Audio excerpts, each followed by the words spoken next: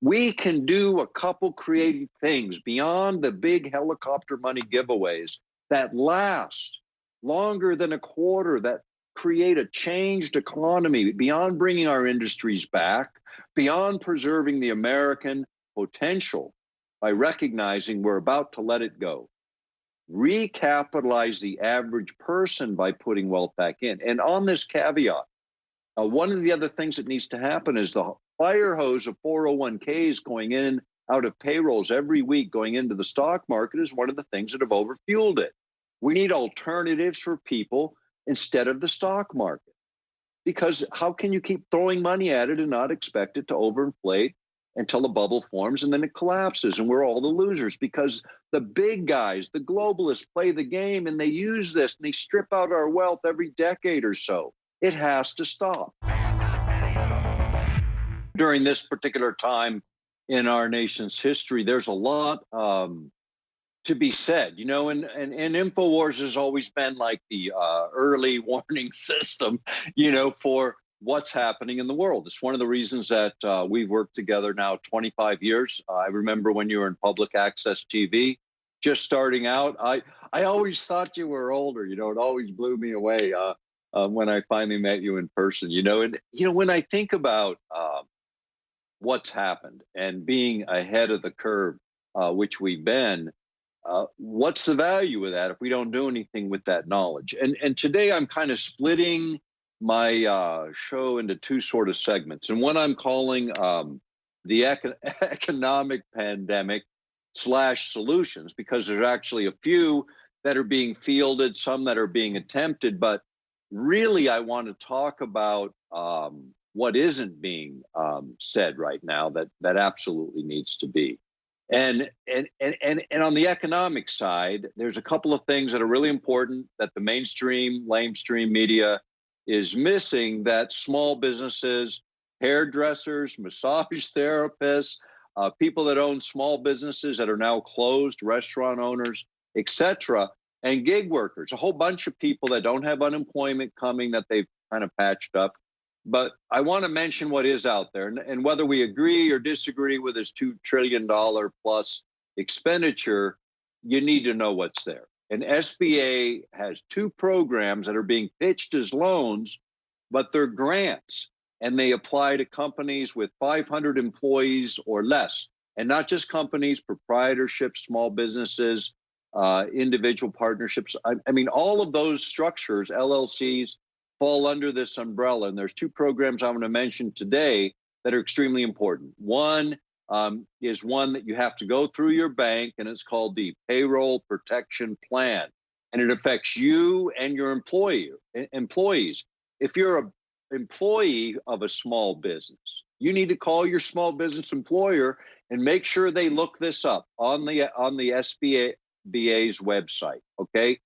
And you have to file a thing on the SBA's website if you want to qualify. But what it is they structure it as a loan, and they tell you it's a loan. It's a loan at 1% interest for essentially 2 years. What they don't clearly tell you in the media is this converts, a big chunk of this converts potentially as much as 2.5 months of your business's payroll, benefits, which include insurance and 401ks, utilities, and rents, can be covered under this action. And it's very easy.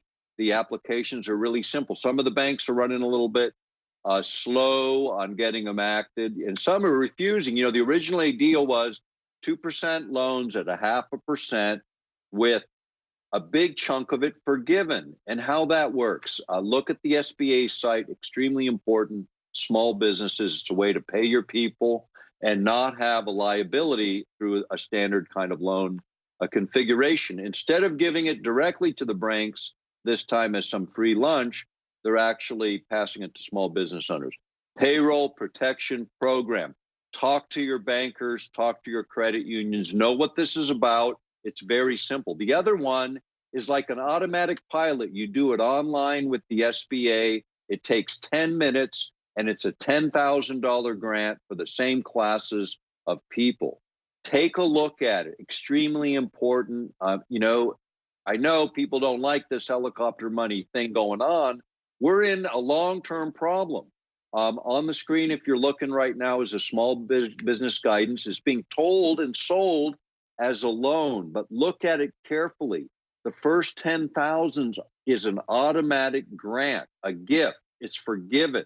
You can use it for keeping your business's lights on, keeping your payrolls paid. If you're a small business, take a look at it right now. It's important. And it applies to every small business under 500 employees, from the mom and pop to the gig worker.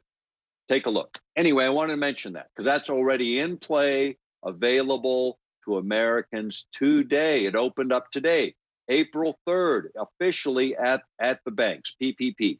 The other one that's extremely important is, of course, that $10,000 straight grant at SBA's site that is open right now online, 10 minutes to apply. Go do it if you're a business. Go take care of these things, because if they're not done between now and June 30th, the opportunity is gone. If the 8 weeks that you're accounting for under these grants isn't expended during the same period from today till June 30th, it won't count as a grant. So look now, look today, pass it on, spread the word, because this is important.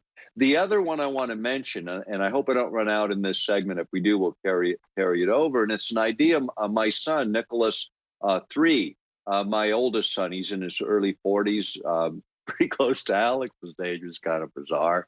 But in any case, here's the deal, and it was a great idea. You know how all the banks now are getting the zero interest money through the Federal Reserve shenanigans, essentially zero interest? What about this? And the mortgage industry, we just heard 30% of mortgages might default. This is horrible.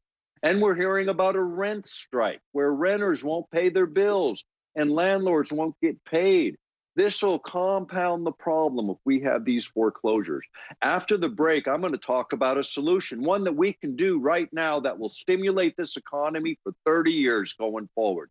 It's a visionary approach to solving the problem at a time when helicopter money is not the solution. This is Nick Begich. You're at the tip of the spear. This is InfoWar. So glad to be with you on this Friday afternoon in most parts of the world. Still a little before noon in mine here in Anchorage, Alaska. Just before the break, I was talking about this great idea my oldest son, Nicholas, had. In fact, he's on the Alaska Policy Forum. He's their chair, which is a conservative think tank here in Alaska. And so this is now circulating among conservatives around the country and actually running up to my brother Mark, who's on the liberal side of the family. But he's actually co-chairing with the previous governor of Alaska, Governor Parnell, excuse me, and under our current Governor Dunleavy. Both of them are co-chairing an economic committee and fielding a number of ideas. But here's the one for my son that I think is incredible, and one that could apply to everyone. Instead of the 0% that they're giving in treasuries and essentially giving bankers this total liquidity, I have a different solution for liquidity, and it's simply this: is instead, why not take all the mortgages, all the residential mortgages in America, and rewrite them in a streamlined fashion? Think about this: half a point, 0.5% or 0.25% to service the loan, and that's the interest rate. But all your money now goes into principal, and refinance it. Take out the entire mortgage industry instead of waiting till it defaults. Have a 2-month recess on starting those payments so people have the break and the breathing space. And then essentially where you're paying straight into your equity, not into interest for bankers, but into equity. Let the Federal Reserve take out that debt. And you know what? It's a balance sheet equation, because instead of just creating puff money out of nothing, now you have real assets backing up a real debt instrument. So it's in balance. But instead of the bankers getting 0% interest, why don't we? Every mortgage holder, that would knock out hundreds and hundreds of dollars out of your monthly expenses every month for the next 30 years. And you could take this and apply it to multi-family units, renters, and take that savings, that interest savings on those multi-unit residential properties that may face foreclosure, and reduce the rent, split it with the landlord and the tenants, where that interest savings is split in a rental reduction and a real savings for the landlord. And all that money by all those consumers and all those homeowners and all those renters that they save will go into the economy directly, not put in stock buybacks for big banks and corporations like liquidity offers them today, but a very different equation that lands the money in the hands of each of us in a way that changes our life, not for a couple of months like some handout, but in a very real way, at the same level as the banks are being treated. Why not treat human beings at least equal to a dang bank? Where are we in this equation? At the bottom or at the top? The government is by the people, of the people, for the people. The Federal Reserve is of the bankers, for the bankers, and by the bankers. And it's trying to assert the power of the people and re-equate a different kind of equation.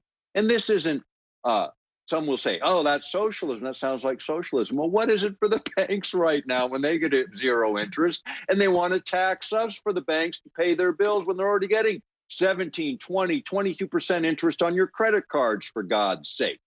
And here's what it does. All those mortgage bankers get all their money back. And then they have it available to lend corporations, to lend big businesses, to give to the banks, to flood the banks with liquidity. And then they can take the risks instead of passing those risks on to you and stripping out our wealth in the form of interest, which, if you read the Old Testament, interest was more or less a sin. Stop and think about it. This is a very different way to address the mortgage crisis that's coming and solve it. And think about it. Every dime that you pay on your mortgage, past the taxes and insurance, are going to go straight into equity, into real value, real wealth, not toilet paper stock certificates. It's real wealth. And here's the other part of this idea, and I think why it's so brilliant. My son Nicholas was so brilliant in this, is it's simple. You charge a $500 origination fee, roll it into the loan, give a 2-month break for payment so people can breathe. Everybody can breathe. You can even give a rental relief for 2 months while you redo it, while you reset that for the landlord. Do some things creatively, but address people. That's why I love this idea. And it's balance, assets balance, the liability, better than just creating puff money. So it doesn't further tamp down the value of our dollar by creating a puff money again. Different way to look at it. I challenge people to think about it. And if you like this idea, pass it on to those that might actually listen. The other one I read, I can't cite where I read it, but it's brilliant. Our oil industry is in a free fall, and it's going to crush Alaska, Louisiana, Texas, and really the country, and a fracking industry that's going to be completely debased. The banks will fail, the companies will fail, and a whole bunch of living human beings that are not statistics will be unemployed. This can stop, and I'll tell you how. We can protect our domestic oil markets by setting an import threshold, no imported oil under $50 a barrel. And then supply and demand can come into equilibrium in the United States at 50 a barrel. Let the excess above 50 a barrel be collected in taxes. This costs the federal government nothing to stabilize oil prices and create certainty in our markets. Yeah, we're going to have to look at how that affects the airline industry. But right now, they're not flying anywhere. American Airlines just said they've cut all international traffic, so all that's left is domestic. Sometimes you have to protect your industries. Today is the day. We can protect the oil industry by putting the cap at $50. That's not going to cripple us at the pumps, but it'll set certainty. If it can drop below that, by all means, but don't let one barrel come into this country when we know we can produce enough for domestic needs, period. Until it's over $50 a barrel, then allow whatever comes in. That's competitive enough. But preserve our industry. If it collapses, it chain reacts through so many others.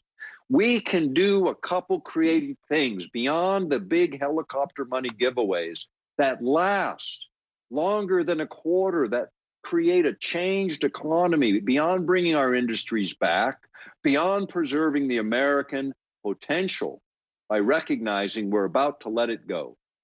Recapitalize the average person by putting wealth back in. And on this caveat, one of the other things that needs to happen is the fire hose of 401ks going in out of payrolls every week going into the stock market is one of the things that have overfueled it.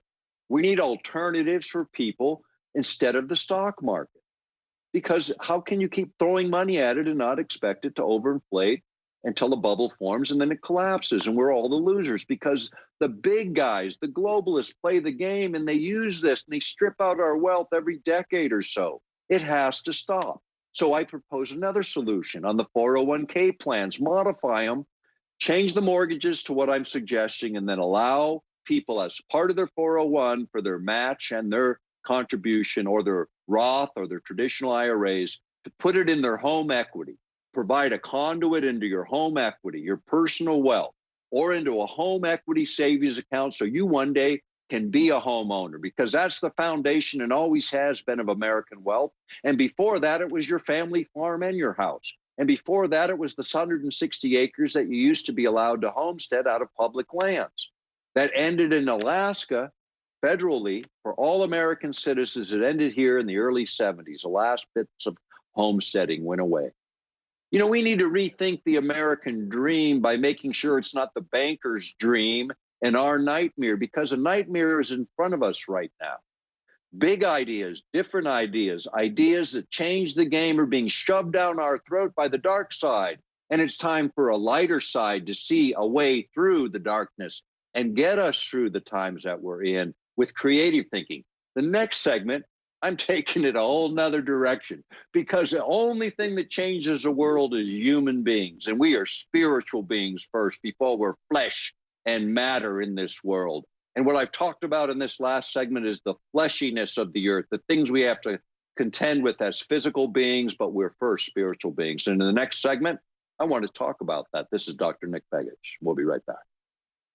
And welcome back. And I want to remind people, my books and videos are exclusively in print form, available at the InfoWarsStore.com. I want to remind people it's a way to support my work and also support the work of InfoWars and everyone on our team. And I got to say this, you know, we got a great team all the way around in Austin, at the warehouse, shipping, every single position from editing, all of it. It's incredible, the team that's been put together there to keep the public informed at this particular time. You know, in this segment, I want to get into a totally different configuration here in terms of how we see this, okay? Because as human beings, as created human beings, and some people may fall away in the listening audience on this because I'm going to come from a spiritual perspective, because I think that's important. And whether you're a Christian or whether you're consider yourself some other kind of a religious person, but if you believe in the connectivity of the spirit and what it is, I want to talk to you now. And I want to suggest a few things. And Alex will tell you, and he's told you before, this is one of the areas, the mind, the spirit, the consciousness, the energy that we are, is the center of what has been my research, but from a pragmatic or sort of science perspective. But let's look at it from the physics perspective. All right. And the biophysics tells us that we, in fact, are the outward expression of energy, ultimately, which is, if you think about this, what words are, what they represent, are symbols for thought. So we can go back to the ancient words, talking about what we were as created human beings, created in the image and likeness of God.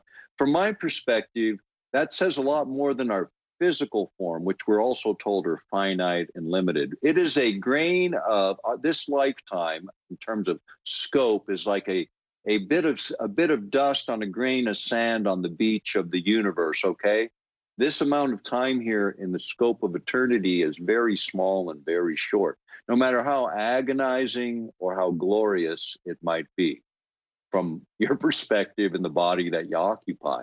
So energetically, if we start there, and that's what we are, when you think about what affects our health, changes in our energy states, which is what Alex was alluding to earlier in that last segment, and what science has tried to explain from a biophysics perspective. The split in physiology and in life sciences happened when the guys really sharp in mathematics, they sort of drifted to the biophysics, and those not so good in the math but good in the chemistry followed the chemical models. But there is no chemical reaction without an energetic reaction, which is the biophysics is in fact the foundation of all life sciences. as we understand them today. So energy as an input and energy as an output is fundamental to what we are as living human beings. And no system is closed. We're all interlinked. This is something that we now know also. And there's something in quantum physics called non-locality, where once we connect with each other, you affect everything instantaneously. There's something called the noosphere, which has been actually measured, that shows that the entire energetic composition of the planet's awareness, which is all of us individually, collectively, think about this, create an energy field that changes reality. This is quantum physics and not just some mystical conversation. This is why it blurs so much. Dialogue between consciousness and science today starts to get really blurry. The power of two or more gathered together is immense. This is called resonance in science. Resonance, if you were to write out the equation, it would be X plus X in brackets, and then a squaring of that. In other words, that times itself. So this is greater than the sum of the total. It's physics. It's also the mystery of the words, two or more gathered together, because the more you link in this chain, the more powerful the amplitude of the signal because of this thing called resonance, which is harmonies between living souls. We can actually do this. We do this right now. We do this in everything we do when we come together in common moments like this, where we're hearing each other and listening. We come together in common moments, and reality begins to be created by how we intellectualize and emotionalize what we see, and then how we begin to act accordingly. When the dark forces in the world use CNN and the mainstream media to create the same effect, they know what they're doing. This isn't like a mystery or an accident. The idea of concentrating focused energy, stimulating fear, which is an activating energy, but without the logic engaged, allows people to be moved like a herd. Now, the opposite of this is called focused prayer. All right, you can call it prayer. We're call it prayer today for lack of a better common word, but it's focused attention. And this is what it says in the science. You hold the thought. Most people can only hold the thought for a couple of seconds, and it dissipates, right? You drift off and start thinking about 50 million other things. The longer you hold the thought, the more able you are to push that thought into reality creation. That's how it works, okay? Now, prayer, two or more gathered, God knowing we can't hold our focus, you get people linked up, and all those seconds that add up in the same second to something powerful. In other words, think about this, 1 million people holding a thought for 3 or 4 seconds, as long as we can. But now you have 3 or 4 million seconds in those 3 seconds. That's the compounding of it. That's resonance. This is when prayer has an effect in reality. And it's not a big mystery. It's just science, but with the power of understanding what prayer does, then we have a more focused possibility. Because here's what faith is. I want to mention this, faith and hope. There's a big distinction between the two, and people confuse them. Faith is knowing what is true and acting on it, doing something actively. We each can do that. And so I, at some point before we run out of time today, I'm going to ask everyone for just 10 seconds to hold with me the thought. And this is a thought that we're going to come back to, and I'm mentioning it now so you can decide whether you want to participate or not. And it's to give clarity to President Trump to know what will truly help this country in the right way, in a good way, in a way that every American can be proud of. That's what I'm going to be asking us to do at that moment. Because this is something that maybe, just maybe, if you believe in God, or you don't, and you believe in physics, we can do this together. We can do this together. We can all do this for 10 seconds. And I'm going to I'm going to speak the words, and I'm going to ask you all to hold this thought now. I'm going to go into this. I am asking every person to focus for this 10 seconds on this president, gaining the wisdom necessary to make the right decisions that every American would be proud of, that will change this world, that will change this country, and liberate us from the captivity that otherwise is going to be thrust upon us. Let this be our focus for this 10 seconds.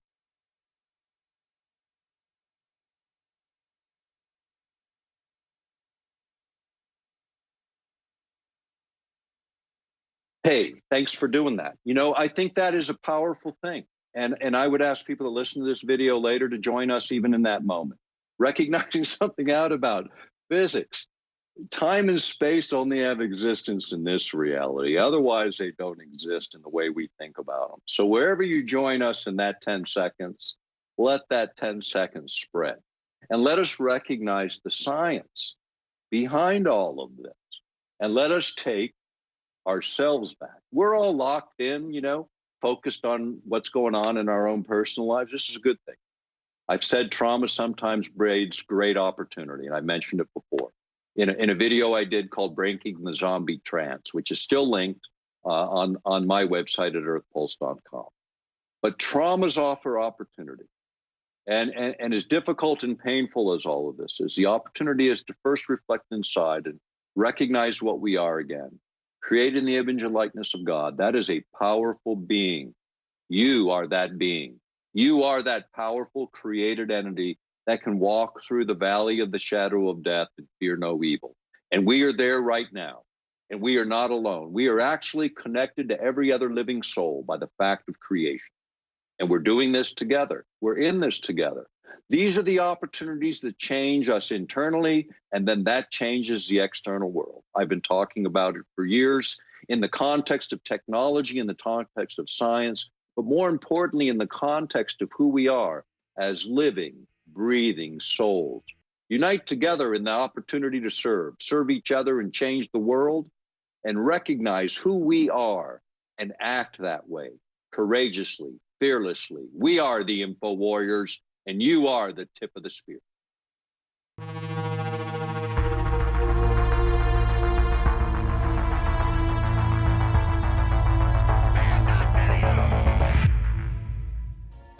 Now it's easier than ever to have band.video on your iPhone. Simply go to band.video with your Safari browser. Then you click the share button at the bottom of the screen. When the menu comes up, you simply click Add to Home Screen. It will then ask you to name the app. I suggest band.video. You will now have band.video app on your home screen, despite the fact that Tim Cook tried to stop it. The globalists think you're lazy, but by taking a little bit of action, you can override them, have the app, and then tell others about it so they can get the app. So it's up to you whether you want to defy big tech and click the share buttons below on your email, on Facebook, on Twitter, on YouTube, however you want. Be sure and share band.video.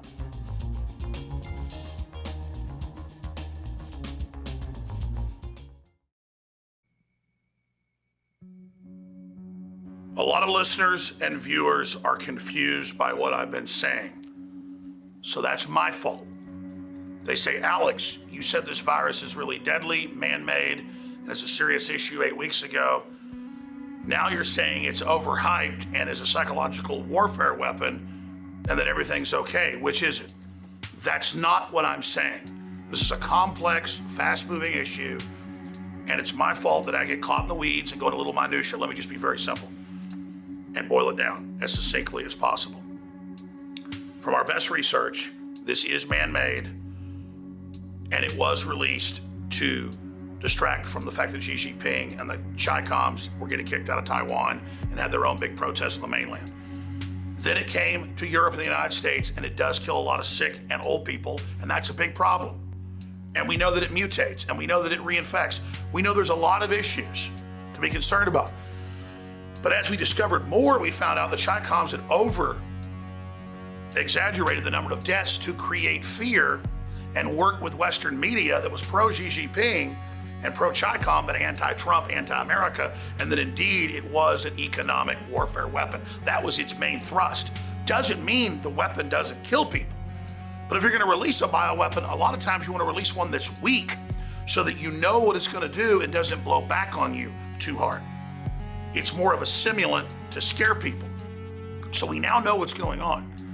But when it comes to Democrats locking down states and cities and having their own corporate governmental strike against America to shut down the economy, And with them now saying they're going to hold the states hostage, even when Trump tries to turn the economy back on, and even when Trump sends the stock market back up, you know this is a bureaucratic, corporate, governmental civil war. And it's the next chapter in them trying to remove our populist president. And it tells me that with the fake Russiagate and the fake Ukraine gate and now this, if they fail taking him out with this, they're only going to escalate even more. And so my prognosis into the future is very bad. If Trump and the Pentagon and the Justice Department don't get reformed and start taking out these globalists who are working for the Chi-Coms and foreign powers. They're not American citizens. They're trying to create a collapse. They're bragging they want a depression. And the dereliction of duty by President Trump, I'm just gonna say it, I love Trump. He's done a great job. He's been under total attack. But he can't get control of the Justice Department. And so we've all done a terrible job there. And it is what it is. It's gonna get a lot worse. You can see the escalation, how they just keep doubling down exponentially each time. And so a lot of people are feeling really good. Oh yeah, the virus probably isn't that bad, Alex, thanks. You know, we believe you. That's not even the issue. The issue is they're talking about canceling the election. The issue is the left's trying to foment riots. The issue is the martial law and the cashless society being announced and all of this insane crap and known treatments that doctors try to give patients being blocked by Democrat governors. It's insane to confirm how crazy and criminal these people are and how they do work for the globalists and are out to get the country. We've always known that. But now it's incredibly obvious. So in future reports, I'm going to lay out why I'm so concerned, but namely, governments and others are hoarding food because I've talked to the supply chain experts, it's running out. And when people all stay home, that's what happens. And it could trigger a permanent depression. And so the next toilet paper is food. And this you gotta have to live. We're covering it all live at band.video, Infowars.com/show.